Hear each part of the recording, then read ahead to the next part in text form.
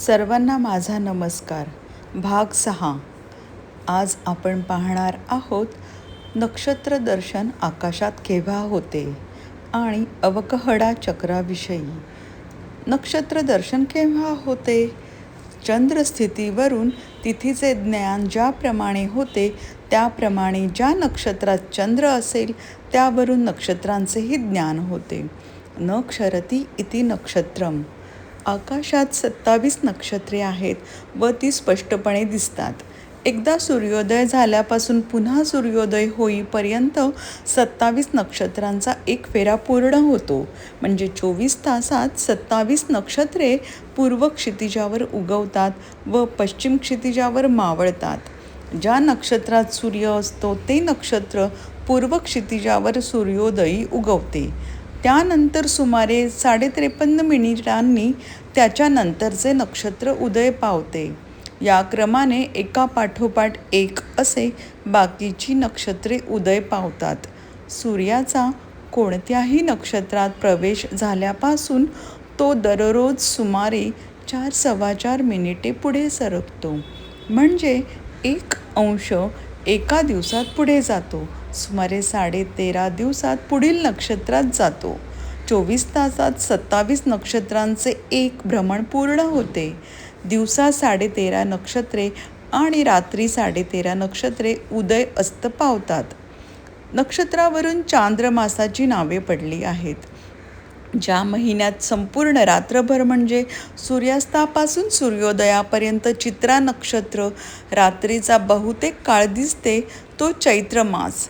त्याचप्रमाणे विशाखा वैशाख मास, ज्येष्ठा ज्येष्ठ मास, पूर्वा किंवा उत्तराषाढा आषाढ मास, श्रवण श्रावण मास, पूर्वा किंवा उत्तर भाद्रपद भाद्रपद मास, अश्विनी अश्विनी मास, कृत्तिका कार्तिक, मृग मार्गशीर्ष मास, पुष्य पौष, पूर्वा किंवा उत्तरा फाल्गुनी फाल्गुन मास.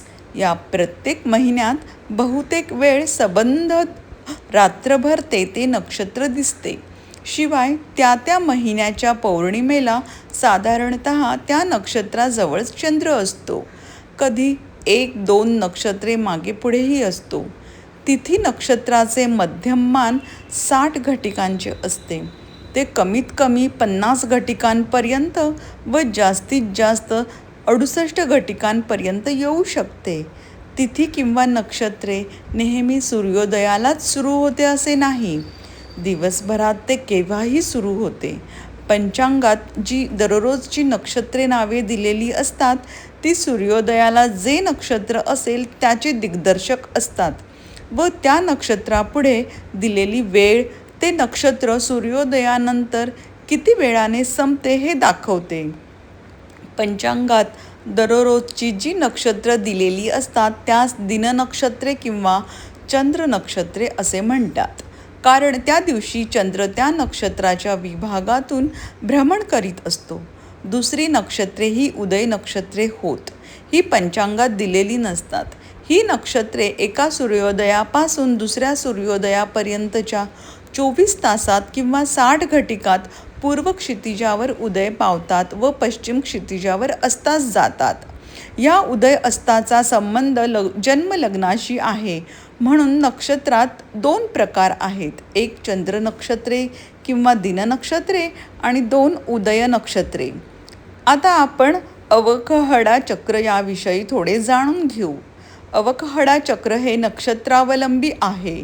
या चक्रावरून कोणत्याही व्यक्तीचे जन्मनाव त्याच्या जन्मवेळेवरून त्यावेळच्या नक्षत्रावरून काढता येते.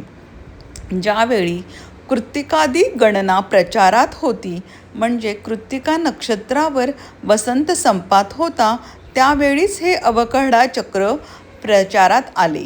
कारण आ इ उ ए ही आरंभीची स्वराक्षरे कृत्तिका नक्षत्राच्या 4 चरणास अनुक्रमाने दिलेली असून रोहिणी नक्षत्रास ओ वा वी वू ही अक्षरे आहेत आणि क हे व्यंजनाक्षर मृग नक्षत्राचे आहे. म्हणजे कृत्तिका कालीच हे महत्त्वाचे चक्र प्रचारात आले व आजपर्यंत चालू राहिले. या चक्रावरून कोणत्याही व्यक्तीचे जन्मनाव त्याच्या जन्मवेळेवरून त्यावेळच्या नक्षत्रावरून काढता येते. तुम्हाला ही माहिती कशी वाटली? आवडल्या असल्यास कृपया ती शेअर करा. चॅनेलला सबस्क्राईब करा. धन्यवाद.